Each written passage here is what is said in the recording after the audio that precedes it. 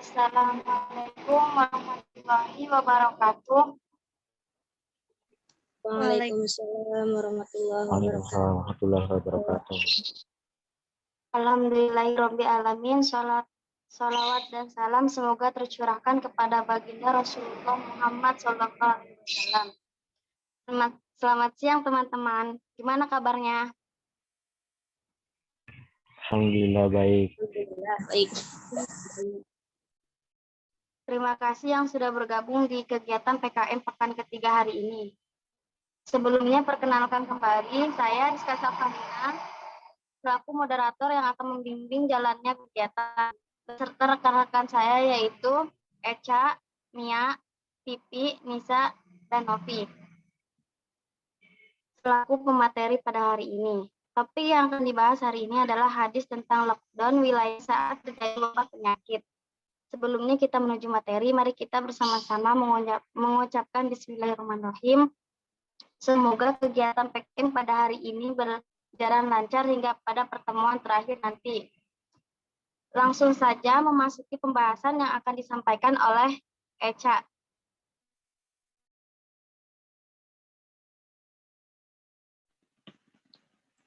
Baik, di sini saya akan membacakan hadis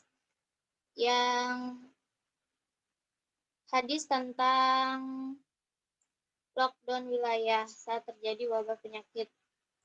Bismillahirrahmanirrahim.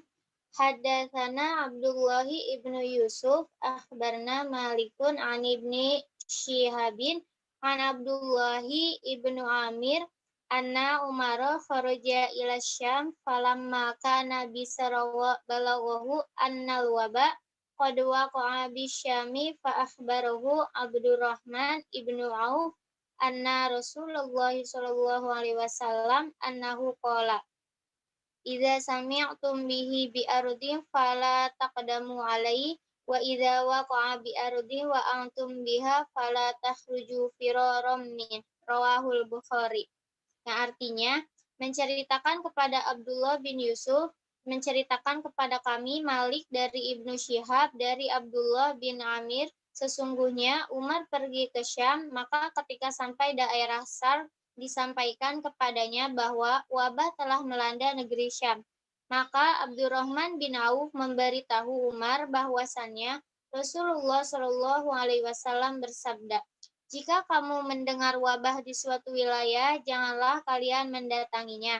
Dan jika terjadi wabah di tempat kamu berada, maka janganlah melarikan diri meninggalkan tempat itu.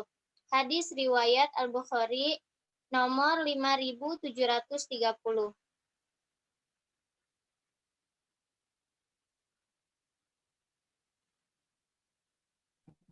Lalu penjelasan hadis oleh Mia. Baik, selanjutnya penjelasan hadis yang baru saja dijelaskan oleh Teca. Menurut Ibnu Hajar al-Asqalani, hadis menjelaskan bahwa seseorang yang hendak memasuki suatu wilayah, lalu ia mengetahui wilayah tersebut terpapar ta'un atau wabah, agar ia kembali pulang. Hal ini bukanlah keyakinan terhadap adanya pertanda keburukan, melainkan sebuah bentuk pencegahan agar terhindar dari kebinasaan.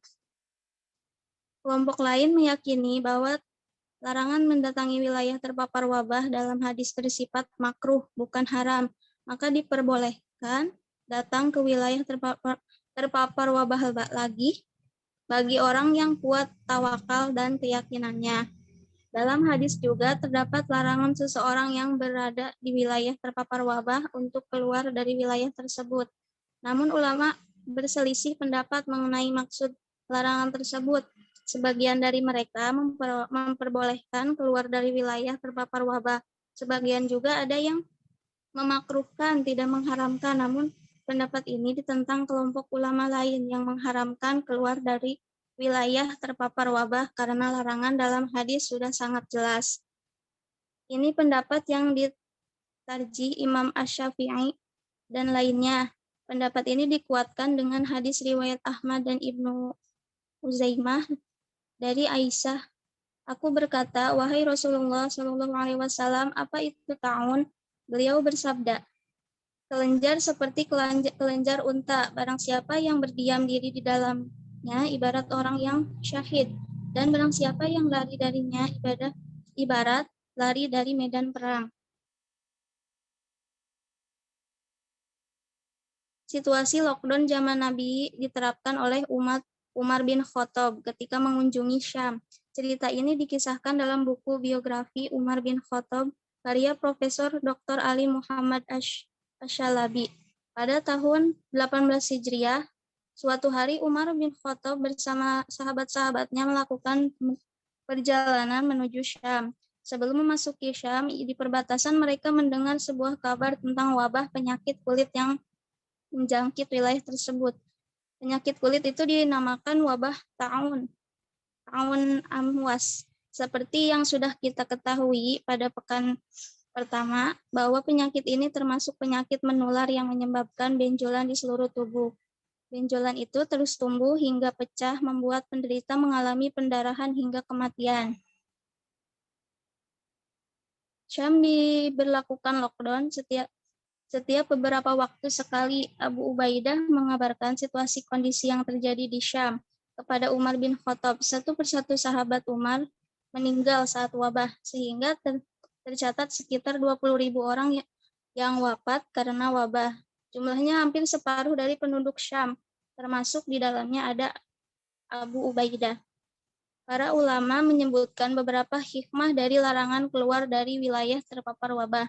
Di antaranya yaitu orang-orang berturut-turut pergi keluar meninggalkan wilayah itu, maka orang yang tidak bisa keluar karena sakit atau sebab lain akan terlantar karena tidak ada orang yang mengurus hajat mereka.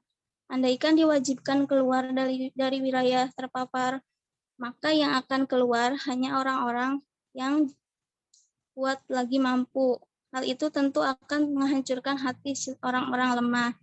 Hikmah lainnya yaitu menghindari penggadaian yang dilarang. Sebagai orang yang keluar akan berkata, andaikan saya tinggal, maka tentu saja akan terpapar. Dan orang yang tinggal akan berkata, andaikan saya keluar, tentu saja saya akan selamat. Selanjutnya akan dijelaskan Teh Pipi.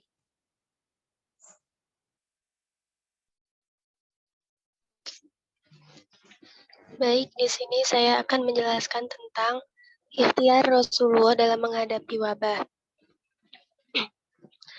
Nah, yang pertama adalah melakukan isolasi mandiri, yaitu dengan cara misalnya memakai masker, menghindari kerumunan, atau menjaga kehidupan yang bersih dan sehat, terus memakan makanan yang sehat dan bergizi.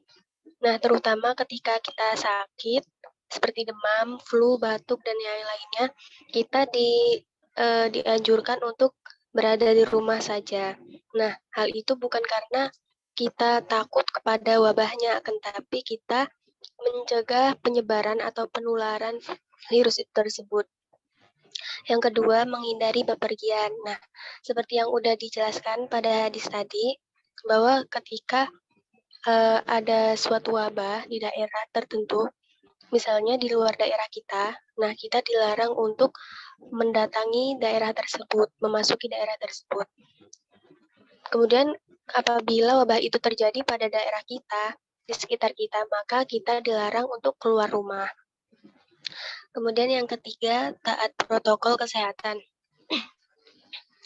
Yaitu dengan cara memakai masker, sama seperti yang poin 1, atau menghindari kerumunan. Kemudian yang keempat, tidak boleh takut yang berlebihan. Nah, ini sering kita sebut dengan paranoid ya, parnoan. Nah, kita itu tidak boleh takut berlebihan terhadap wabah yang terjadi di suatu daerah atau di negeri kita. Nah, sikap takut yang berlebihan ini termasuk sikap yang mendatangkan kita pada sikap putus asa, juga bisa mengakibatkan kita bersikap musyrik. Kemudian yang ketiga, meyakini setiap penyakit itu pasti ada obatnya. Nah, seperti yang udah dijelaskan Jumat lalu, bahwa setiap penyakit itu pasti ada obatnya. Karena penyakit itu sendiri datangnya dari Allah, dan pasti Allah juga menurunkan obatnya.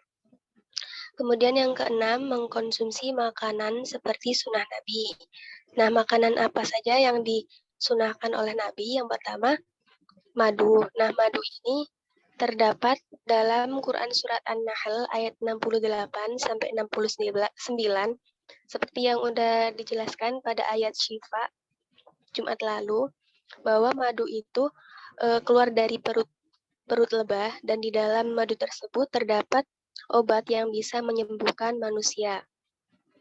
Kemudian yang kedua, 7 butir kurma ajwa. Nah, kurma ajwa ini disebut-sebut sebagai kurma Nabi yang hanya ada di kota Madinah. Nah, disebutkan juga hadis riwayat Al-Bukhari bahwa barang siapa di waktu pagi hari makan 7 butir kurma ajwa, pada hari itu juga ia tidak akan kena racun maupun dihina. Kemudian yang ketiga, minyak zaitun. Nah, minyak zaitun ini juga memiliki banyak khasiat ya bagi manusia. Disebut dalam sebuah hadis riwayat Ibnu Majah, jadikanlah zaitun sebagai idam atau makanan pendamping, dan minyakilah rambut dengan zaitun karena ia dari pohon yang berkah. Nah, kenapa disebut minyak zaitun ini disebut pohon yang berkah? Disebutkan juga dalam Quran Surat At-Tin ayat 1, Wattini wa zaitun, juz 30 ya, Wattini wa zaitun, itu bahwa buah tin dan buah zaitun ini hanya ada di Baitul Maqdis, yaitu diutusnya Nabi Isa alaihissalam. Kemudian yang keempat yaitu air putih. Nah, air putih ini dijelaskan juga pada Quran Surat An-Nahl ayat 10 dan Quran Surat Al-Furqan ayat 48 dan 49. Kemudian selanjutnya, habatus sauda. Nah, habatus sauda ini memiliki banyak manfaat bagi manusia. Nah, disebutkan peneliti International Journal of Health Science tahun 2008 bahwa secara keseluruhan habatus sauda ini membantu fungsi hati dalam mengelola zat toksik dalam tubuh. Juga kandungan saponinnya yang ada dalam habatus sauda itu berguna untuk menangkal racun di tubuh dan darah. Kemudian selanjutnya yaitu melon, buah melon dan anggur. Nah, buah melon ini disebutkan dalam sebuah hadis yang diriwayatkan oleh Anas bin Malik bahwa Rasulullah pernah makan 2 buah, yaitu rutob atau kurma basah dan hirsip, yaitu melon. Nah, sedangkan anggur itu sendiri disebutkan dalam Quran Surat Ar-Ra'd ayat 4. Selanjutnya yaitu daging dan ikan. Daging dan ikan ini juga disebutkan dalam Al-Quran Surat An-Nahl ayat 14. Yang terakhir yaitu susu. Susu ini disebutkan dalam Quran Surat An-Nahl juga ayat 66. Nah, yang terakhir, ikhtiar Rasulullah yang terakhir yaitu memperbanyak doa. Nah, doa apa saja sih yang dianjurkan Rasulullah? Nah, ini ada beberapa doa. Yang pertama, Allahumma inni a'udzubika minal barosi wal jununi wal judami wa sayyi'il asqami. Ya Allah, aku berlindung kepada Engkau dari penyakit lepra, gila, kusta, dan penyakit-penyakit yang buruk. Hadis riwayat Abu Dawud dengan sanad yang sahih. Yang kedua, Allahumma inni a'udzubika min zawali ni'matik wa tahwili afiyatik wa fujaati niqmatik wa jami'i sakhatik. Ya Allah, sesungguhnya aku berlindung kepadamu dari hilangnya nikmat yang telah Engkau berikan, dari ubahnya kesehatan yang Engkau anugerahkan, dari siksamu yang datang secara tiba-tiba, serta dari segala murkamu. Dan selanjutnya, Allahumma Rabban nas adhabil ba'sa syaffi anta syafi la syafiya illa anta syifa'an la yughadiru saqman. Yang artinya, Tuhanku, Tuhan manusia, hilangkanlah penyakit, berikanlah kesembuhan karena Kau adalah penyembuh. Tiada yang dapat menyembuhkan penyakit kecuali Engkau, dengan kesembuhan yang tiada kambuh lagi. Nah, di sini ada tambahan doa yang tahun lalu cukup booming ya lagunya, yaitu dari Sabian Gambus, tahu kan? yang judulnya Al-Waba. Nah, doa yang pertama ini terdapat pada awal lagu, yaitu Allahumma inna na'udzubika min hadzal waba wa na'udzubika min kulli maradin wa sukmin wa bala. Ya Allah, kami berlindung kepadamu dari wabah ini dan kami berlindung kepadamu pula dari segala penyakit, penderitaan, dan cobaan. Kemudian yang kedua itu terletak pada refnya, yaitu Allahumma dfa'nal wala wal bala wal waba fid dunya khusuh fi baladina Indonesia. Ya Allah, hindari kami dari kekurangan pangan atau makanan, cobaan hidup, dan wabah penyakit di dunia, khususnya di negeri kami Indonesia. Nah, doa ini dikhususkan untuk negeri kita yang tengah dilanda COVID-19 ya. Kemudian selanjutnya akan disampaikan tentang amalan yang akan disampaikan oleh Teh Nur Anissa.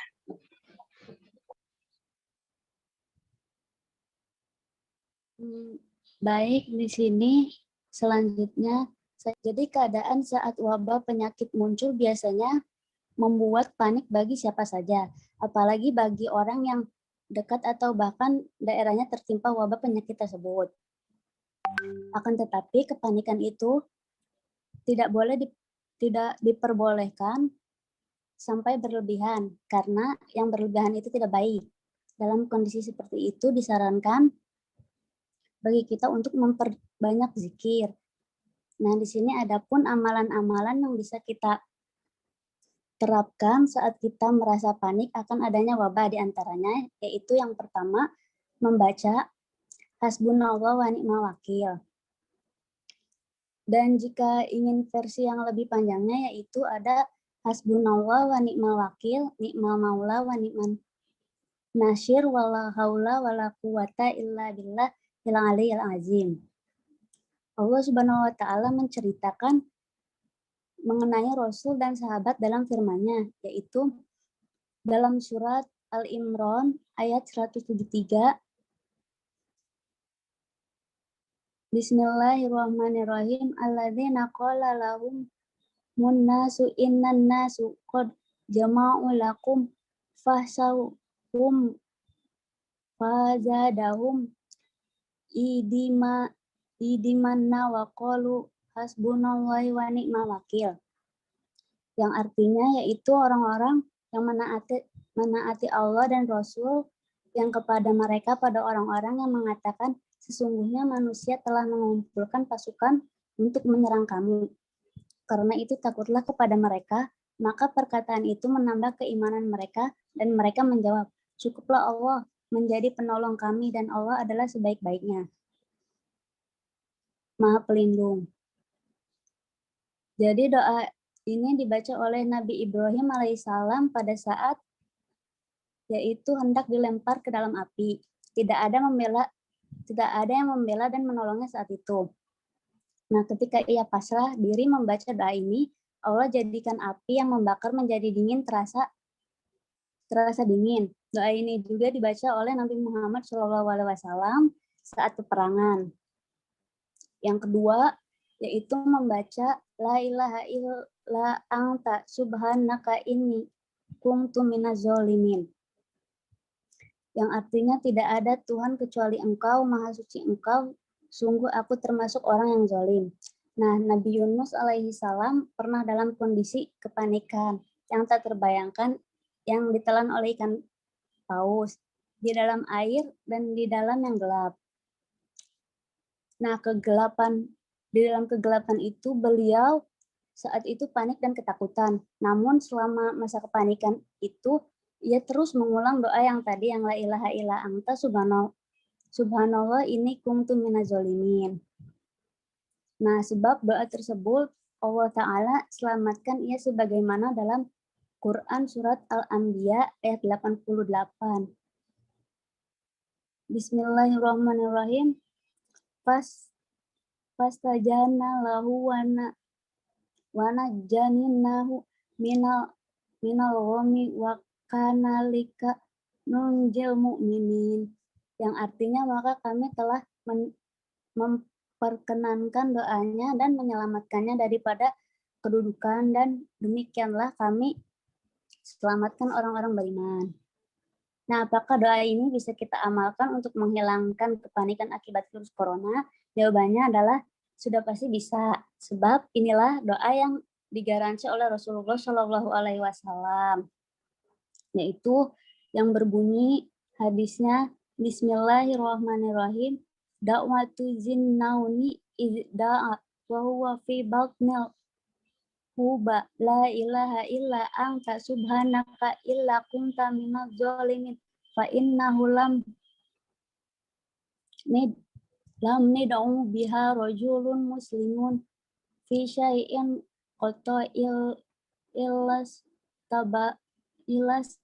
tajaballahu lahu, yang artinya doa Zunnun Nabi Yunus ketika ia berdoa dalam perut ikan paus adalah la ilaha illa anta subhanaka inni kuntu minaz zalimin, yaitu tidak ada Tuhan yang berhak disembah kecuali Engkau, Maha Suci Engkau, sesungguhnya aku adalah termasuk di antara orang-orang yang berbuat aniaya. Sesungguhnya tidaklah orang muslim berdoa dengannya dalam satu masalah melainkan Allah kabulkan baginya.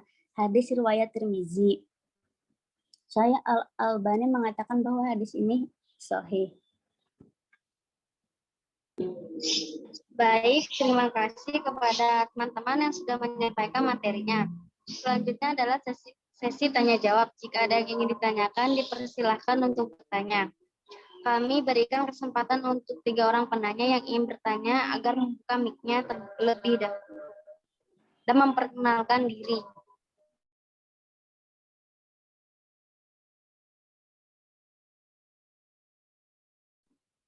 Apakah ada yang ingin ditanyakan?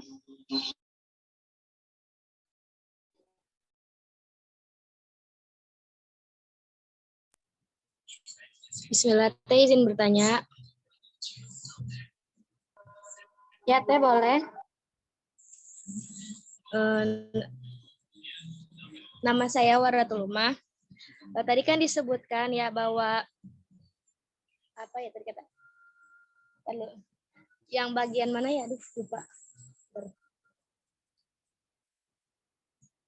Di bahasanya enggak. Pokoknya yang nomor 4 Teh itu katanya tidak boleh terlalu parnoan ya kita ya terhadap wabah ini ya. Jadi Teh, kan sebelum sekarang new normal di kita, dulu kan sempat emang heboh banget ya wabah. Kita ambil contoh sendiri kan COVID nih. Jadi Teh heboh banget, nah sampai-sampai satu orang yang kena itu kayak nggak dianggap lagi gitu sama orang lain gitu. Jadi Teh ya udah nggak ada support dari tetangga gitu. Nah jadi gimana pendapat kita terhadap orang yang kagak apa sih ini Teh, maksudnya kan ada satu keluarga nih misalkan terserang COVID ya. Nah tetangganya Teh bukan malah ngebantuin, bukan malah nge-support, tapi Teh dia malah ngejauh gitu Teh. Bagaimana sikap kita buat nanganin perihal tersebut, sedangkan pada saat itu buat mensosialisasikan tentang COVID-19 aja nggak boleh, berkerumun aja nggak boleh Teh. Bagaimana caranya? Bisa dimengerti Teh? Iya, bisa. Terima kasih. Ditampung dulu ya. Iya Teh. Barangkali ada yang ingin bertanya lagi. Assalamualaikum warahmatullahi wabarakatuh. Perkenalkan nama saya Yusuf dari Teknik Industri Unsita. Jadi saya ingin bertanya ya terkait dengan kebijakan lockdown gitu kan. Kan kalau di masa Khilafah Umar apa ya? Tadi ya yang Khilafah Umar kan tadi katanya memperlakukan lockdown gitu. Atau misalkan ada nggak sih bahasan lanjutan gitu bahwa bukan hanya lockdown gitu yang bisa menangani wabah gitu. Jadi bukan hanya lockdown yang bisa menangani wabah gitu, atau mungkin dari masa kepemimpinan yang lain tuh bahwa ada metode lain yang bisa dianjurkan untuk menangani wabah gitu. Bisa dipahami ya? Iya, bisa. Ditampung dulu ya, Kang. Iya, terima kasih. Assalamualaikum warahmatullahi wabarakatuh. Nah, saya di sini akan menjawab pertanyaan dari Bang Yusuf. Social distancing diterapkan oleh sahabat Rasulullah Shallallahu Alaihi Wasallam, yaitu Amr bin As. Kisahnya ketika terjadi wabah penyakit melanda kota Syam. Para sejarawan Muslim mencatat sekitar 25.000 sampai 3.000 korban meninggal akibat wabah taun di kota Syam. Dua gubernur yaitu Abu Ubaidah bin Al-Jarrah dan Mu'ad bin Jabal meninggal karena wabah. Ketika Amr bin As menjadi gubernur, ia memerintahkan agar kaum muslimin berpencar dan pergi tinggal ke gunung-gunung, saling menjauh satu sama lain. Amr berkata, "Wahai manusia, sesungguhnya wabah ini terjadi seperti api yang menyala. Semakin dahsyat jika bahan bakarnya berkumpul. Hendaknya kalian menyebar tinggal di gunung-gunung."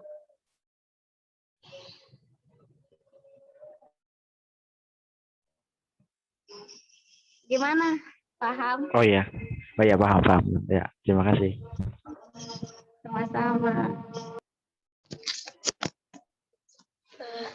Izin menambahkan dari jawaban Teh Rizka tadi, dari pertanyaan Kang Yusuf. Nah, tadi kan soal social distancing ya. Iya. Nah, tentang berjabat tangan, larangan berjabat tangan pun sudah ada pada zaman Rasulullah, yaitu mencegah penularan penyakit lepra atau kusta. Nah, untuk masa dinasti atau kekhalifahannya itu kurang tahu di masa apa, di masa siapa gitu ya. Cukup gitu aja penambahannya. Terima kasih. Oh iya, makasih juga sama-sama. Di sini saya akan menjawab pertanyaan dari Teh Wardatul Umah.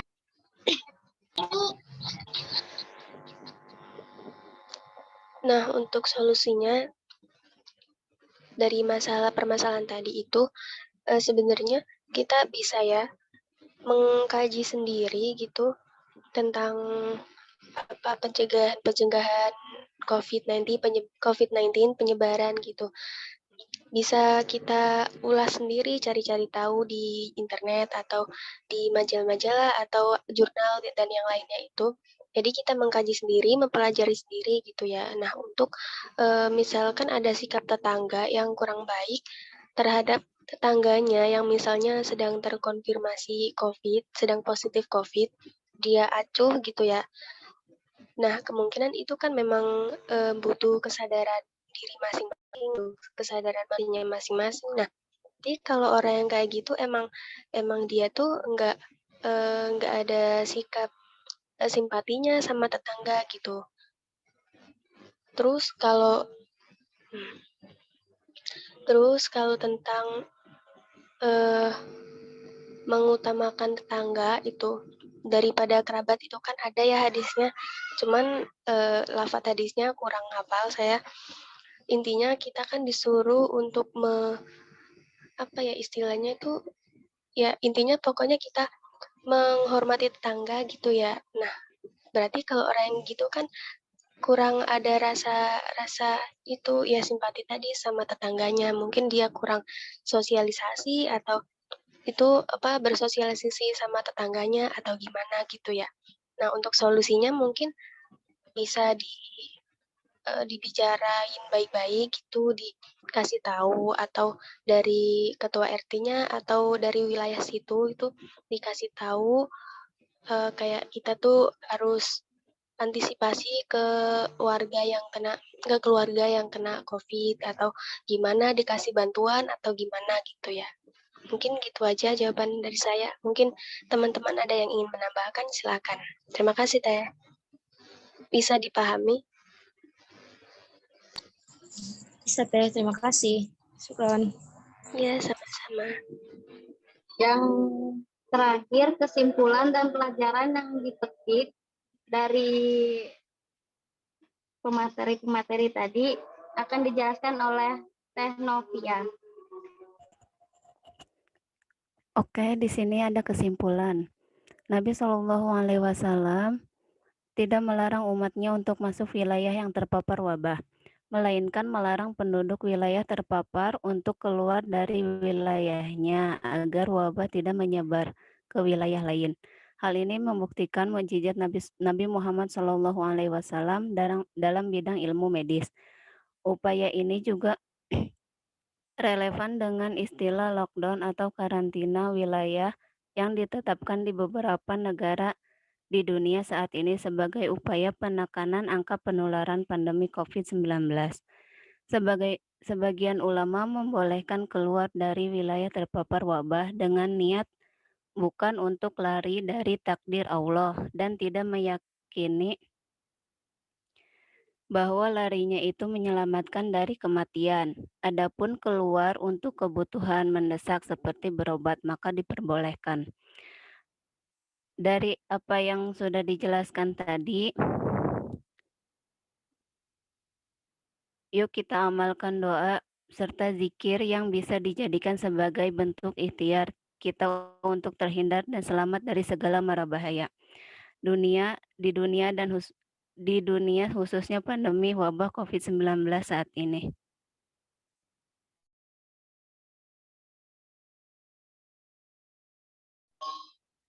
Demikian pemaparan dari kami mengenai hadis tentang lockdown wilayah saat terjadi wabah penyakit. Mari kita ucapkan alhamdulillahirobbilalamin. Semoga apa yang disampaikan bermanfaat bagi teman-teman semua dan semoga pandemi ini cepat berakhir. Saya selaku moderator memohon maaf jika ada kesalahan baik kata maupun sikap. Selamat jumpa di pekan selanjutnya. Assalamualaikum warahmatullahi wabarakatuh. Waalaikumsalam warahmatullahi wabarakatuh. Terima kasih Teh. Sama-sama. Teh.